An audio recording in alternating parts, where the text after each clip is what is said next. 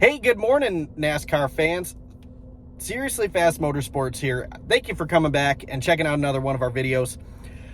So, today, I just want to say I'm really excited to see that again and again and again, Phoenix Raceway keeps selling out the grandstands. That is huge for NASCAR. You know, that being the championship race, the home of the championship race, that's a huge thing. So, I see a lot of people saying that Phoenix sucks. Phoenix sucks. It's boring. It's a crappy track. It's not fun to watch. Meanwhile, they sell out race after race. And I'm not just talking about that championship race in November. They also sell out the early race, the spring race. Although, you know, here in Michigan, I wouldn't really call it spring. It's pretty cold out. Anyway, so one of the big things that you hear from a lot of fans is that it's not a sellout because, well, 25 years ago, there used to be 50,000 more seats or 20,000 more seats. It doesn't matter what track.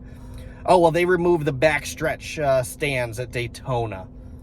Oh, well, it can't be a sellout because not everybody's in their seats. Look at the seats. The grandstands are not full, so it's clearly not a sellout.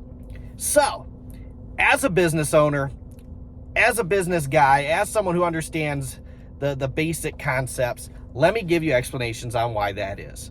First, how is it a sellout when they removed, let's just say you're a track that has 50,000 seats, but last year you had 70,000 seats. That can't be considered a sellout, can it?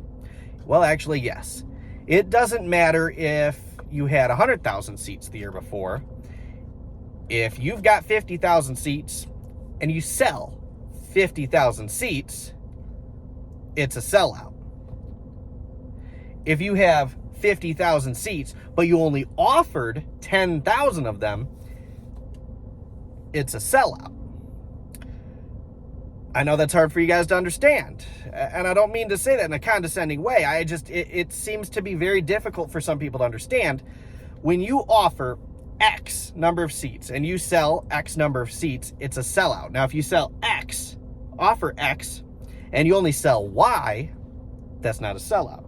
If you offer 50,000 seats, but you sell 49,999 seats, that is not a sellout. It's close. It's something to be proud of, but it's not, by definition, a sellout.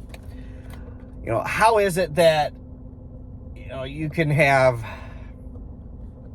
I don't know, let's see, let's say you offered 100,000 seats, but the stands weren't full, but you sold 100,000 seats. Well, a lot of tracks these days have what they call the Infield Fan Zone. Infield Fan Zone is, depending on the track, an attraction for fans to come in, different place, sit down, hang out. You know, you're not sitting in a typical grandstand seat. You're sitting in either, little bleachers in the infield or tables and chairs, picnic tables, things of that nature, walking around, talking to your fellow fans. And sometimes at some tracks, it's just flat out a better place to watch the race. It's a lot more unique of a place, sometimes a better view. Some of these tracks offer 10, 15,000 fan zone seats. So if you're a venue that holds 50,000, but you've got 10 or 15,000 people in the infield, you typically have to have a grandstand ticket and a fan zone pass to get into that area. Obviously, some tracks are a little different on how they do that, but you sold those seats. People may have never even touched those seats. They may not even care where they're at. They're in that infield. That could be 10, 15,000 people out of 50 could make it look like you're missing a lot of fans when really they're either in the infield or, hey, they could be camping. They could be at the campsite. They could be in the infield camping, hanging out with some friends. They could be out walking around. Here's one. They might be waiting in those obnoxiously long lines to go get food or drinks or merchandise. They might want to go get their kids their favorite die casts. There's reasons people are not always in the seats, guys. I mean, it's just, come on. So yesterday, the reason I do this video, yesterday, post on there that they sold it out. Well, why are they using, here's my favorite. A not so young lady that loves to argue about all of my posts, all of the posts that we do on Facebook, whether it be my posts or one of my admins. Just everything has to be negative. And if she sees this video, she's going to know exactly who she is. But, so she goes and, her only comment, instead of saying, hey, cool, you know, that's awesome, that's great, you know, it's awesome that we're selling out these venues.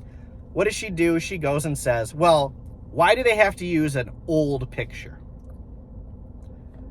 Well, first off, it's not even really an old picture. It's a picture from last season.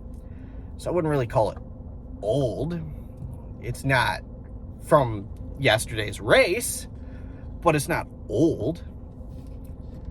You know, why would they do that? Well, probably because they posted the post an hour and a half or an hour before the race even started.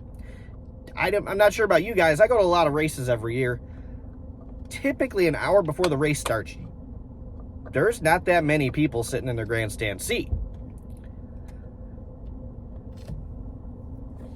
So if I wanted to take a picture and post a full venue, and I go and take a picture of an hour before the race starts, y'all are going to be calling me a liar because there's nobody in the stands.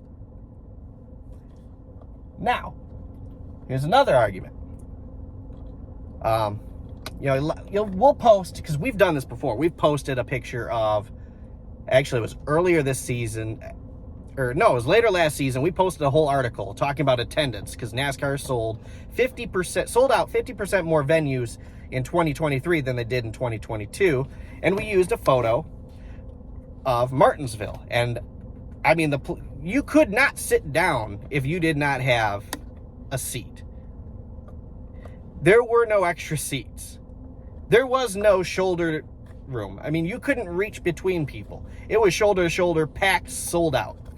Well, that picture's ancient. That picture's from the 90s. That picture's from the early 2000s.